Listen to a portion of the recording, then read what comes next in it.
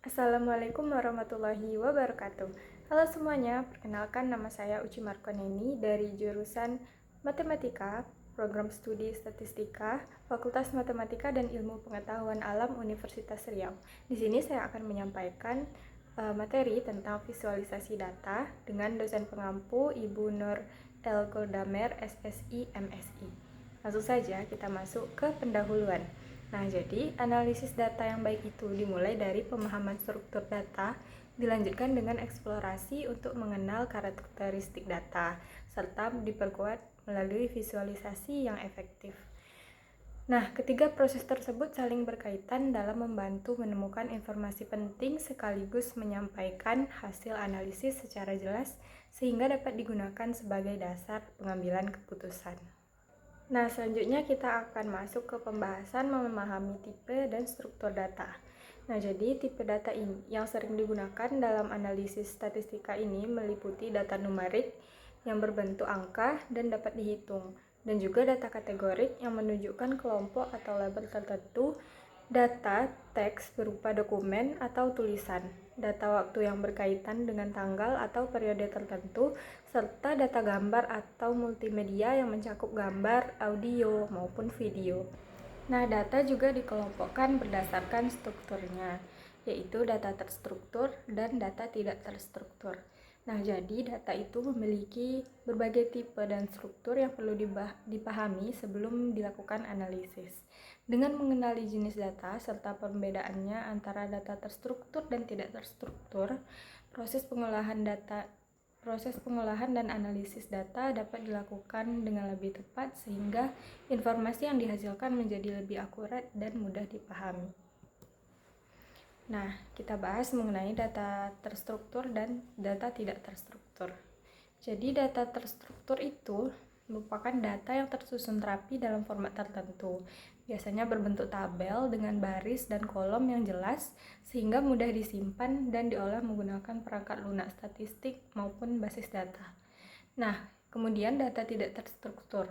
Jadi, data tidak terstruktur ini merupakan data yang tidak memiliki format tetap atau susunan yang konsisten sehingga tidak dapat langsung diolah menggunakan sistem basis data. Nah, jadi kesimpulannya, data terstruktur ini lebih mudah dianalisis karena formatnya rapi. Sedangkan data tidak terstruktur ini membutuhkan pengolahan tambahan sebelum dianalisis, sehingga pemahaman jenis data sangat penting dalam proses analisis data. Nah, selanjutnya kita masuk kepada pokok pembahasan, yaitu pengertian visualisasi data. Nah, apa sih visualisasi data itu? Jadi, visualisasi data dapat dipahami sebagai teknik penyajian data dalam bentuk visual yang membantu pengguna melihat pola, memahami informasi, dan menyampaikan hasil analisis dengan lebih jelas, sehingga proses analisis data menjadi lebih efektif. Nah, di sini dapat kita lihat beberapa contoh visualisasi data dalam bentuk diagram, kurva, dan lain-lain. Selanjutnya kita bahas mengenai manfaat visualisasi data. Yang pertama itu adalah mempermudah pemahaman data. Nah, jadi visualisasi ini membantu pengguna memahami data yang jumlahnya besar dengan lebih mudah melalui grafik atau diagram, sehingga informasi yang awalnya berupa angka atau tabel dapat disajikan dalam bentuk visual sehingga lebih cepat dipahami. Kemudian, menampilkan pola dan tren. Nah, dengan visualisasi ini, pola dan tren data dapat terlihat lebih jelas, misalnya kenaikan atau penurunan data dalam periode tertentu. Nah, visualisasi ini juga memudahkan dalam melihat hubungan antar variabel dalam data. Selanjutnya, manfaatnya itu adalah membantu mengambil keputusan.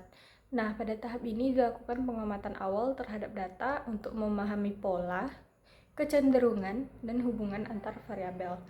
Analisis deskriptif dan visualisasi data sering digunakan untuk membantu memahami karakteristik data sebelum digunakan analisis yang lebih mendalam. Nah, manfaat selanjutnya itu adalah mengidentifikasi kesalahan dalam data. Jadi, dengan visualisasi ini dapat membantu menemukan data yang tidak wajar atau berbeda dari pola umum. Nah, ketika data ditampilkan dalam grafik, nilai yang menyimpang akan lebih mudah terlihat dengan visualisasi. Selanjutnya adalah hubungan visualisasi data dalam analisis data. Yang pertama itu adalah Visualisasi data itu membantu memahami kondisi data. Yang kedua, visualisasi data menunjukkan pola dan tren data.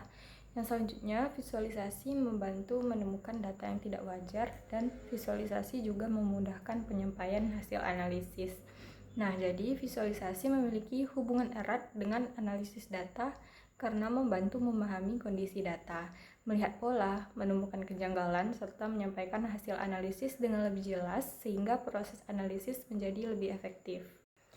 Nah, jadi kesimpulannya, memahami tipe dan struktur data merupakan langkah awal yang penting sebelum melakukan analisis data.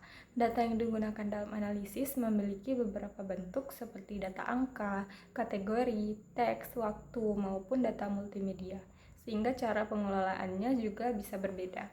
Nah, visualisasi data memiliki peran besar dalam membantu proses analisis data.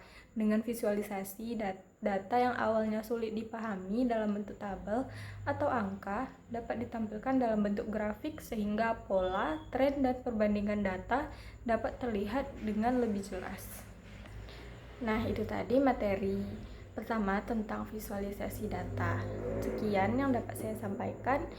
Semoga mudah dipahami. Wassalamualaikum warahmatullahi wabarakatuh.